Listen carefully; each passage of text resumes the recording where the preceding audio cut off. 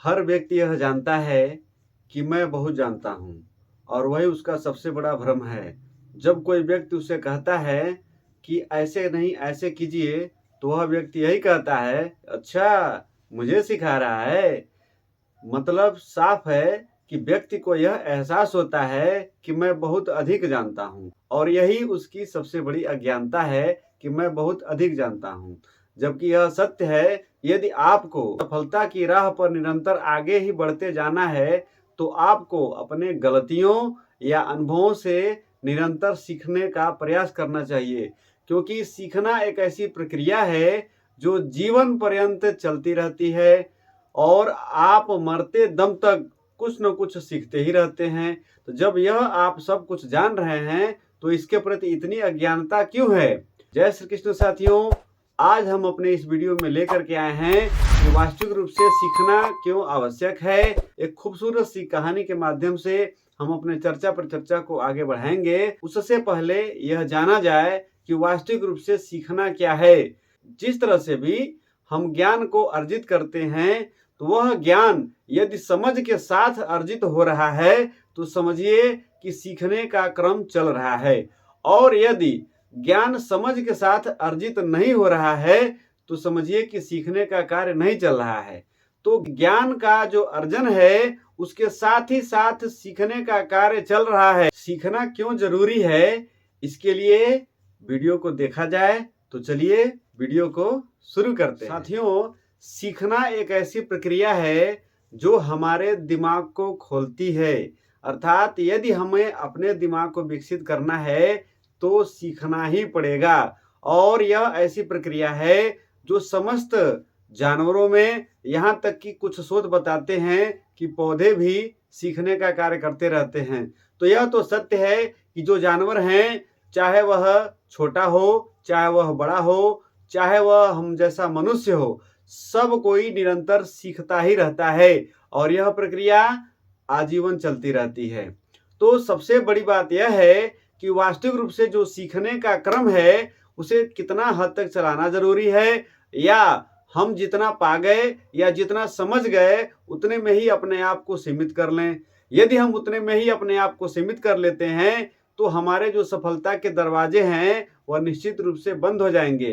तो यदि आप अपने आप को बेहतर बनाने का प्रयास करेंगे, तभी आज के इस समय में आपकी उपयोगिता है।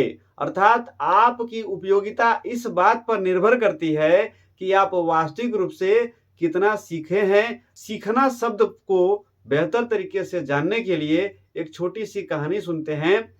इस कहानी में एक कारीगर होता है जो एक छोटे से गांव में रहता है। उसकी एक छोटी सी कुटिया रहती है, उसमें रह करके अपना गुजारा करता है और टोकरी बना बना करके उसे शहर ले जा करके बेचता है और उसे जो पैसे मिलते हैं उससे अपना जीवन यापन करता है। क्योंकि वह टोकरी बेहतर बनाता है, इसलिए उसे हर टोकरी के 50 रुपए मिलते हैं। वह 50 रुपए पर टोकरी के हिसाब से बेचता है। जितनी टोकरियां बिक जाती हैं उस हिसाब से पैसे को लेकर के आता है और अपना जीवन यापन करता है। उस व्यक्ति का एक लड़का भी रहता है।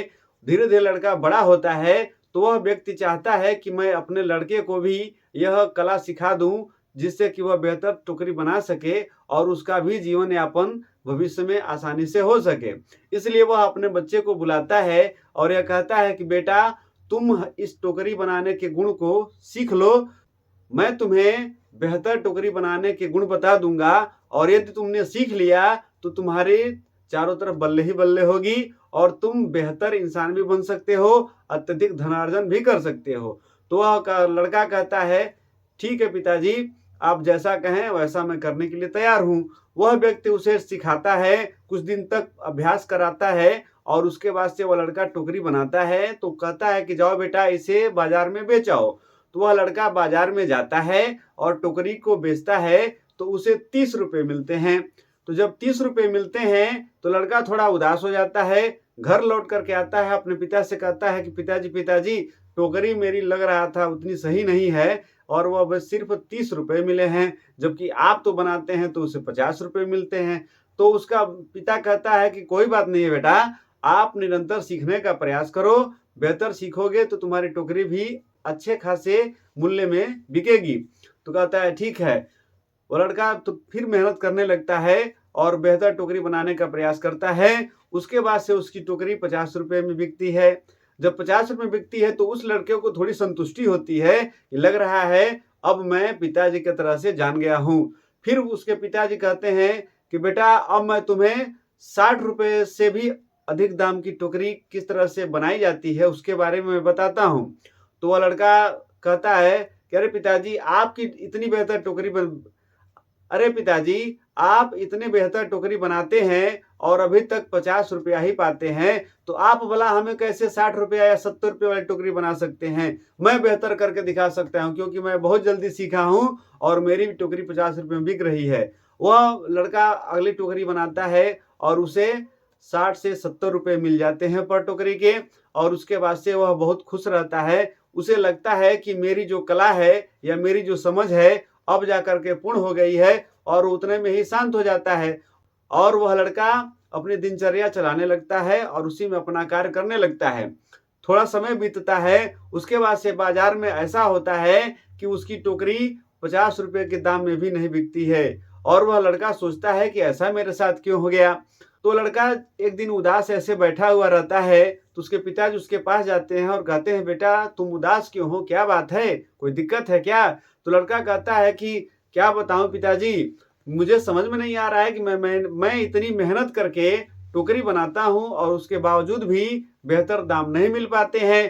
तो कहते हैं देखो बेटा, तुम जब टोकरी बनाते थे और मैं उन टोकरियों को देखता था तो मैं एक ग्राहक की नजर से उसे देखता था और तुम्हारे अंदर सुधार करवाने का प्रयास करता था, और जब तुम्हें बार बार टोकता था तो तुम सुधार करते थे और वही सुधार तुम्हें एक बेहतर टोकरी बनाने वाला कारीगर के रूप में स्थापित करती थी और तुम एक बेहतर कारीगर बन रहे थे। लेकिन जब तुम्हें सुधार की आवश्यकता निरंतर है और तुमने ऐसा काम करना बंद कर दिया, तुम अपने आप को पूर्ण मानना शुरू कर दिए, यही कारण है कि तुम्हारी टोकरी बेहतर दाम में नहीं बिक रही है। इसलिए निरंतर व्यक्ति को सीखने का प्रयास करना चाहिए। वह लड़का इस बात को समझ जाता है और यह कहता है कि ठीक है पिताजी, अब मैं निरंतर रूप से प्रयास करूंगा और मैं अब कभी भी अपने आप को पूर्ण नहीं मानूंगा, क्योंकि जब व्यक्ति अपने आप को पूर्ण मान लेता है तो उसका सीखने का जो प्रक्रिया है वह बंद हो जाती है, और जब व्यक्ति के सीखने की प्रक्रिया बंद हो जाती है तो वहीं से उसका विकास रुक जाता है। तो यदि विकास के रास्ते में आगे बढ़ते जाना है तो इसके लिए सीखना बहुत ही आवश्यक हो जाता है। साथियों, यदि आपको आपका नेतृत्व कौशल विकसित करना है तो इसके लिए आपको सीखना ही पड़ेगा।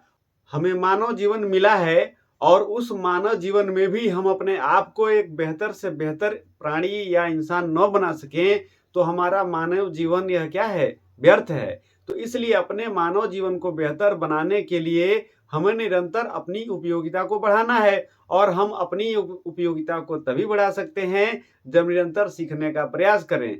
इसलिए भी हमें निरंतर सीखना भी आवश्यक है, अर्थात हमें अपने राह में आगे जाना है और उस जाने वाले क्रम को लगातार चलाते रहना है। हमें अपने राह में मुड़ करके नहीं देखना है बल्कि आगे ही निकलते जाना है। तो इसके लिए जरूरी हो जाता है कि हमें कोई न कोई जो भी हम कार्य करते हैं उसमें अपना पूर्ण मनोयोग लगाते हुए यह सोचें कि अभी हमें इसके बारे में और अधिक जानना है, अभी हमें इसके बारे में और सीखना है, और निरंतर उसका प्रयास भी करते रहें। सबसे प्रमुख बात यह है कि जब हम सीखते सिखाते हैं तो हमें अंदर से शांति की अनुभूति कराता है, अर्थात हमें शांति का अनुभव होता है, और जब हमें भीतर से शांति का अनुभव होता है तो हम खुशी महसूस करते हैं या अपने आप को प्रसन्नचित्त होने का अनुभव करते हैं। तो यदि हमें प्रसन्नचित्त रहना है उसके लिए भी जरूरी है सीखना। तो साथियों, कहने का तात्पर्य यह है कि आप निरंतर सीखने का प्रयास करिए और अपनी उपयोगिता को बढ़ाइए। यदि आप अपनी उपयोगिता को बढ़ा लिए तो समाज में कहीं पर भी आपको कोई पीछे नहीं हटा सकता है और आपको अग्रणी लोगों में गिना जाएगा। इसलिए जरूरी है कि सीखने के क्रम को चलाया जाए। आज के इस वीडियो में बस इतना ही। हम उम्मीद करते हैं कि आपको मेरा यह वीडियो पसंद आया होगा। यदि मेरा यह वीडियो आपको पसंद आया है तो कृपया इसे लाइक करें, कमेंट करें और शेयर अवश्य करें, क्योंकि जब आप इसे शेयर करेंगे तो आपके साथ साथ अन्य लोग भी इससे लाभान्वित होंगे। और हाँ, यदि आप हमारे इस चैनल पर नए हैं तो कृपया इसे सब्सक्राइब करें और बेल आइकन को अवश्य दबाएं, जिससे हमारे अगले वीडियो के नोटिफिकेशन आपको आसानी से मिलता रहे। मिलेंगे फिर अगले वीडियो में, तब तक के लिए जय श्री कृष्ण।